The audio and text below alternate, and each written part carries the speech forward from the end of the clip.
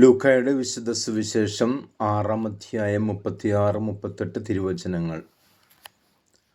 നിങ്ങളുടെ സ്വർഗസ്ഥനായ പിതാവ് കരുണയുള്ളവനായിരിക്കുന്നത് പോലെ നിങ്ങളും കരുണയുള്ളവരായിരിക്കുവിൻ. കരുണ ഓരോ വ്യക്തികളും അന്യനെന്നുള്ള വ്യത്യാസം കൂടാതെ സഹോദരനാണ് എന്നുള്ള ബോധ്യത്തോടും വിശ്വാസത്തോടും കൂടെ അവനാവശ്യമായിട്ടുള്ളതെല്ലാം അവൾക്കാവശ്യമായിട്ടുള്ളതെല്ലാം നേടിയെടുക്കുന്നതിൽ ഞാൻ കാണിക്കുന്ന താല്പര്യം, അതുതന്നെയാണ് നീതി എന്ന് പറയുന്നതും.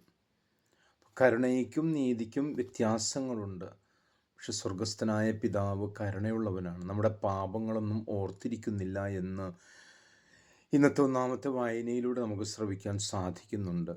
അപ്പോൾ ആരെയും വിധിക്കാതിരിക്കുക. വിധിയെല്ലാം തൻ്റെ പുത്രനെ അവിടുന്ന് ഏൽപ്പിച്ചിരിക്കുകയാണ്. കുറ്റം ആരോപിക്കാതിരിക്കുക.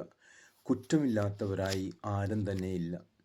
ആകയാൽ നമ്മെക്കുറിച്ചുള്ള പദ്ധതി ദൈവത്തിന് സുനിശ്ചിതമാകയാൽ നമ്മൾ കുറ്റം വിധിക്കാതെ മറ്റുള്ളവരെ അവിടെ മേൽ കുറ്റം ആരോപിക്കാതെ എപ്പോഴും നീതിയും വിശ്വസ്തതയും ഉള്ളവരായി ജീവിതം തുടരുവാനായിട്ട് പരിശ്രമിക്കാം. അങ്ങനെ ദൈവത്തിൻ്റെ കരുണയെ തേടാം.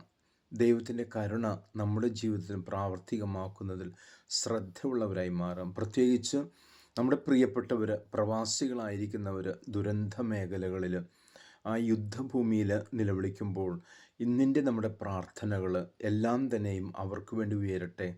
അവരുടെ വിലാപങ്ങൾ കർത്താവ് കരുണയോടെ സ്വീകരിച്ച് അവർക്ക് ആശ്വാസം നൽകുന്നതിന് വേണ്ടി നമ്മുടെ സഹോദരങ്ങൾക്ക് വേണ്ടി പ്രാർത്ഥിക്കാം. ദൈവം നിങ്ങളെ അനുഗ്രഹിക്കട്ടെ. ആമേൻ.